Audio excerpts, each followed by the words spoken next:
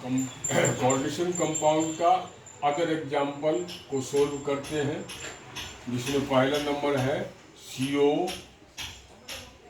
EN whole 3 plus.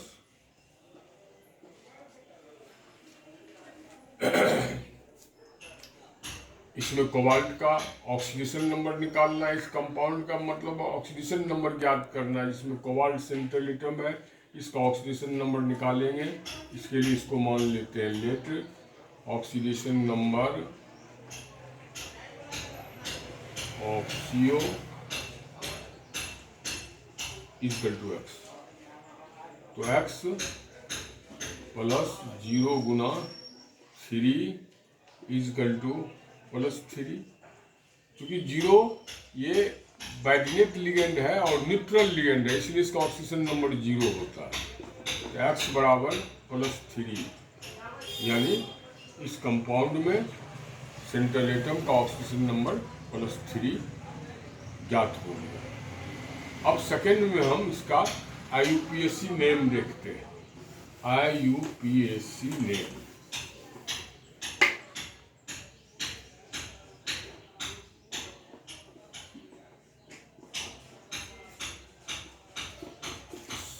First of all हम लोग ligand का नाम लिखते हैं। लिगेंड यहाँ पर EN है, ये बाइडिनेट लिगेंड कहलाता है। अगर इसकी संख्या 1 रहती है तो हम इसको इथेन 1,2 डायमीन लिखते हैं या इथिलीन डायमीन लिखते हैं। अगर इसकी संख्या 1 से अधिक हो जाती है, 2 हो जाती है तो 20 लिखते हैं, 3 हो जाएगी तो 30 लिखते हैं। तो यहाँ पर इसको लिख दिए 30। और पोस्ट में इसका नाम लिख देते हैं इथेन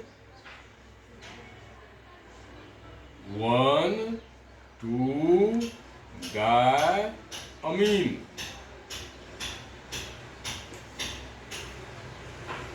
ये लिखने के बाद हम सेंट्रल एटम यानी सेंट्रल मेटल आयन का सिंपल नाम लिखते हैं, क्योंकि ये न्यूट्रल लिगेंड से जुड़ा हुआ है, इसलिए इसका सिंपल नाम होता है कोबाल्ट।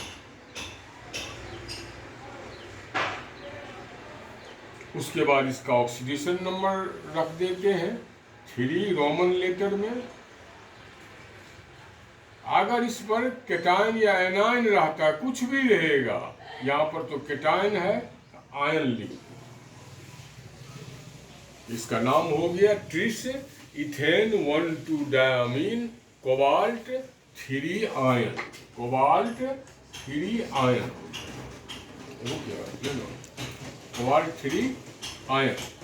अब हम थर्ड नंबर में चलते हैं। इसका कोऑर्डिनेशन नंबर कैसे निकाला जाता है? कोऑर्डिनेशन नंबर निकालने के लिए CN मतलब कोऑर्डिनेशन नंबर, इसमें 2 लिगेंड है। तो 2 लिगेंड है तो 2 को 3 से मल्टीप्लाई कर दिए तो 2 गुना 3 इक्वल टू 6, यानी कोऑर्डिनेशन नंबर इक्वल टू 6 निकल गया। क्योंकि हम जानते हैं जो इथिलीन डायमीन का फॉर्मूला ये होता है,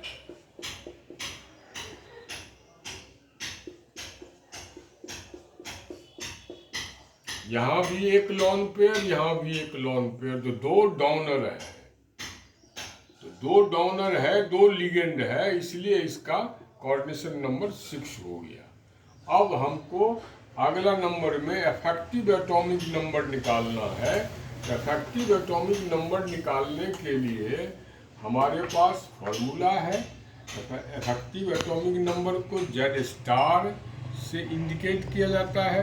Z* बराबर Z minus oxidation number plus 2 गुना कोऑर्डिनेशन नंबर। तो Z इसका कोबाल्ट का कितना होता है 27, ऑक्सीडेशन नंबर 3 प्लस 2 गुना 6, ये हो गया 27 minus 3 plus 12, 39 minus 3 equal to 36। जो नोबल गैस क्रिप्टन के एटॉमिक नंबर के बराबर निकल गया। इसलिए इसका इफेक्टिव एटॉमिक नंबर बिल्कुल करेक्ट है 36। अगर इससे भी कोई प्रॉब्लम हो उसको कमेंट बॉक्स में डालेंगे। अब हम उसका अदर तीसरा एग्जाम्पल को सोल्व करते हैं। बहुत जल्दी सोल्व कर देंगे, तुरंत चंद तरह का एग्जाम्पल सोल्व करने के लिए जानना चाहिए, जैसे कि PT Cl6 3- इसका सबसे पहले PT का हम ऑक्सीडेशन नंबर निकालेंगे। Let oxidation number PT = X, तो X, और ये मोनोडिनेट लिगेंड है, इसका ऑक्सीडेशन नंबर -1 होता है। -1 × 6 = 0 = -3।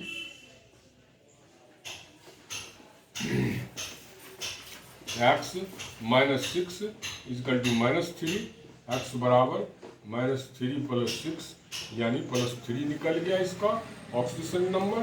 किसका? प्लेटिनम का ऑक्सीडेशन स्टेट कितना हो गया? +3 हो गया। अब हम इसका IUPAC नेम लिखेंगे, जानेंगे IUPAC नेम क्या होता है इस कंपाउंड का, इस कोऑर्डिनेशन कंपाउंड का। तो सबसे पहले हम लिगेंड का नाम लिखते हैं, तो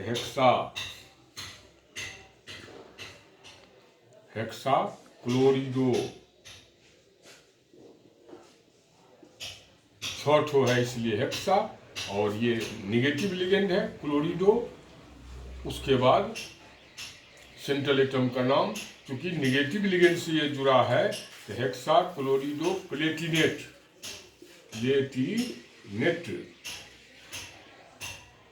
ऑक्सीडेशन नंबर 3। चूंकि इस पर एनायन है तो आयन तो लिखना है। इस प्रकार इसका IUPAC नाम हेक्साक्लोरिडो प्लेटिनेट 3 आयन हो गया। अब इसका हमको निकालना है कोऑर्डिनेशन नंबर। तो कोऑर्डिनेशन नंबर, तो number of ligand, coordination number = number of ligand. तो नंबर ऑफ लिगेंड यहाँ कितना है? 6, कोऑर्डिनेशन नंबर 6 निकल गया। अब हमको इसका इफेक्टिव एटॉमिक नंबर निकालना है। इफेक्टिव एटॉमिक नंबर को Z स्टार से इंडिकेट किया जाता है। Z स्टार बराबर Z, प्लेटिनम का atomic number 78 minus oxidation number 3 और +2 गुना कोऑर्डिनेशन नंबर, हो गया 78 - 3 + 12। ये हो गया हमको 90 - 3 = हो गया 87, जो लगभग नोबल गैस के एटॉमिक नंबर के बराबर है। अगर इसमें किसी भी प्रकार की कोई कठिनाई हो तो प्रॉब्लम को कमेंट बॉक्स में डाल देना।